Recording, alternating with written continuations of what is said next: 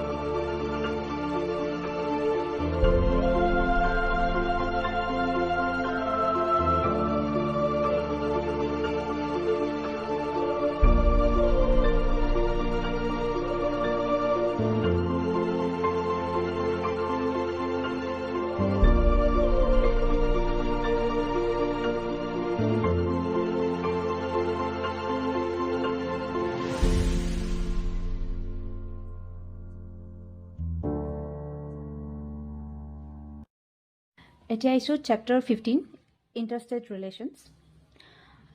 Interstate relation বুলি ক'লে article 262 important হয়। ইয়াতে দুখন ষ্টেটৰ মাজৰ কেনেকুৱা ধৰণৰ ৰিলেশ্যন হ'ব লাগে, দুখন ষ্টেটৰ মাজত ডিছপিউট হ'লে কেনেদৰে সেইটো ছল্ভ কৰিব পাৰি, তাৰ প্ৰভিজনছসমূহ এইটো চেপ্টাৰত আমি বুজি পাম। যদি কাৰেণ্ট এফেয়াৰ্ছত কোনো ধৰণৰ এনেকুৱা ডিছপিউট আহে, দুখন ষ্টেটৰ মাজত কিবা ডিছপিউট হৈ আছে, ৱাটাৰ ৰিলেটেড, লেণ্ড ৰিলেটেড, তেনেহ'লে এই চেপ্টাৰটো ইম্পৰ্টেণ্ট হ'ব। লাষ্ট ইয়েৰ কেন বেটৱা মানে প্ৰজেক্টৰ আণ্ডাৰত এই আৰ্টিকলটো মানে নিউজত আছিল। চ' এইটো লাষ্ট ইয়েৰ নিউজত আছিল কাৰণে মই ভাবোঁ যে এইবাৰো ইম্পৰ্টেণ্ট হ'ব। ইয়াৰ পাছতে এইটো চেপ্টাৰৰ পৰা article 263 important, then zonal council important. Zonal council 5টা জ'নেল কাউন্সিল আছে আমাৰ, এইখিনি ইম্পৰ্টেণ্ট হয়। আৰু নৰ্থ ইষ্টৰ বাবে নৰ্থ ইষ্টাৰ্ণ কাউন্সিল ইম্পৰ্টেণ্ট হয়। আৰু লগতে এই চেপ্টাৰটোৰ যিখিনি আৰ্টিকলছ আছে এইখিনি ইম্পৰ্টেণ্ট হয়।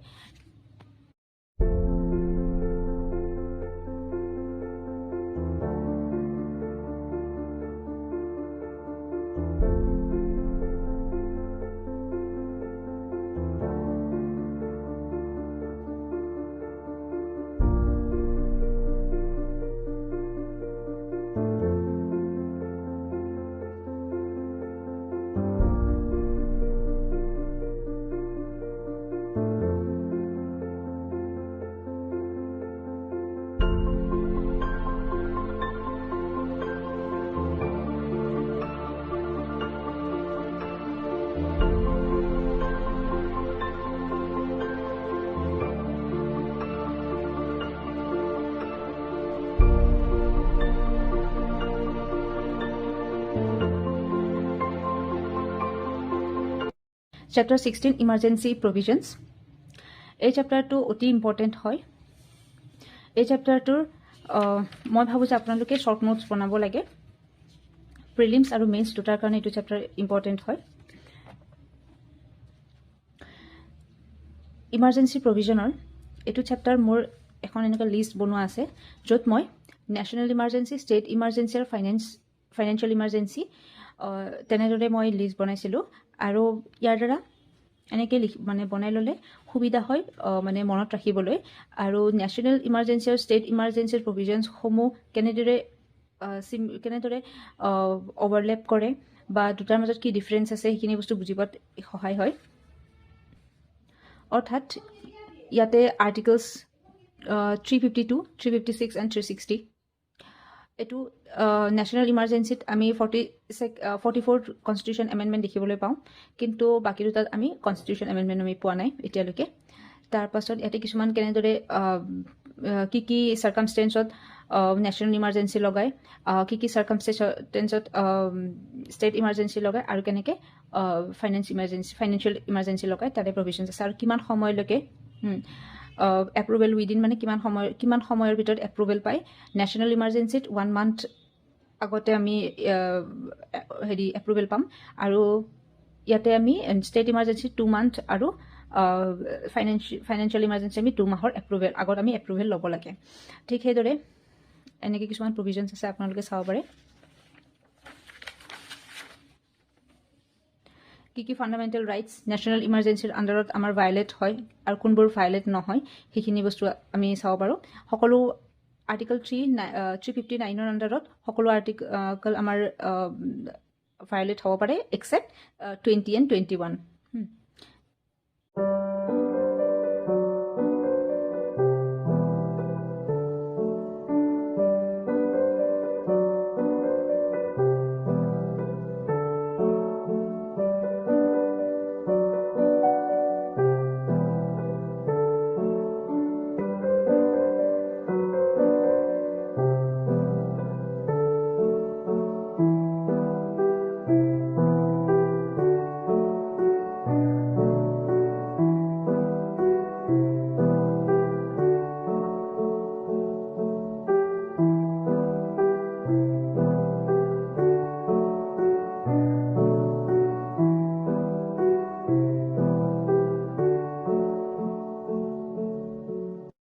Chapter 19 Prime Minister. Chapter 19 Prime Minister আৰু 31 Chief Minister। মই এই দুটা চেপ্টাৰৰ নোটছ বনাইছোঁ সেই নোটছখিনি মই ৰিভাইজ কৰিম এই দুটা চেপ্টাৰৰ পৰা তেনে ইমান কুৱেশ্যনছ অহা দেখা নাযায় প্ৰাইম মিনিষ্টাৰৰ পৰা আৰ্টিকল 75 ইম্পৰ্টেণ্ট হয় এক্সামত আহিছে বা কিছুমান প্ৰভিজনছ আহিছে কিন্তু CMৰ পৰা এতিয়ালৈকে ইমানখিনি অহা দেখা নাযায় চ' মই PYQ বেছ নোটছ বনাইছোঁ সেইখিনি আপোনালোকক মই দেখুৱাব বিচাৰিম এইটো মোৰ 1 পেজৰ নোট হয় মই ইয়াতে PMৰ প্ৰভিজনছসমূহ লিখিছোঁ যিখিনি অলৰেডি PYQত আহিছে আৰু ইপিনে CMৰ প্ৰভিজনছ লিখিছোঁ এনেকৈ লিখিলে আমাৰ মনত ৰাখিবলৈ সুবিধা হয় আণ্ডাৰ আৰ্টিকল 75ত কেনেধৰণৰ প্ৰভিজনছ দিয়া আছে আৰু আণ্ডাৰ আৰ্টিকল 164ত কেনেদৰে প্ৰভিজনছ দিয়া আছে for CM and under article 74ত council of ministers within prime minister aid and advice দিয়ে prime ministerক ঠিক সেইদৰে মানে article 163ত council of ministers with CM chief minister aid and advice দিয়ে গভৰ্ণৰক যিদৰে প্ৰেচিডেণ্টে প্ৰাইম মিনিষ্টাৰক এপইণ্ট কৰে ঠিক সেইদৰে গভৰ্ণৰে CMক এপইণ্ট কৰে তাৰপিছত আৰ্টিকল 78 ইম্পৰ্টেণ্ট হয় ইয়াতে CMৰ লেজিসলেটিভ পাৱাৰৰ কথা কোৱা হৈছে CMে লেজিসলেটিভ এছেম্বলিৰ যিকোনো প্ৰভিজনছ গভৰ্ণৰৰ আগত দাঙি ধৰিব পাৰে আৰু CMে ৰিকমেণ্ড কৰিব পাৰে the dissolution of state legislative assembly to the governor চ' আৰু CMৰ এডভাইজ মতে গভৰ্ণৰে কাম কৰে চ' এনেকুৱা ধৰণৰ আপোনালোকে নোটছ বনাই ল'ব পাৰে 15 days লক্ষ্মীকান্ত ৰিভিজনৰ ডে 4ত মই আজি 14, 15, 16 চেপ্টাৰ ৰিভাইজ কৰিছোঁ লগতে 19 আৰু 31 চেপ্টাৰ ৰিভাইজ কৰিছোঁ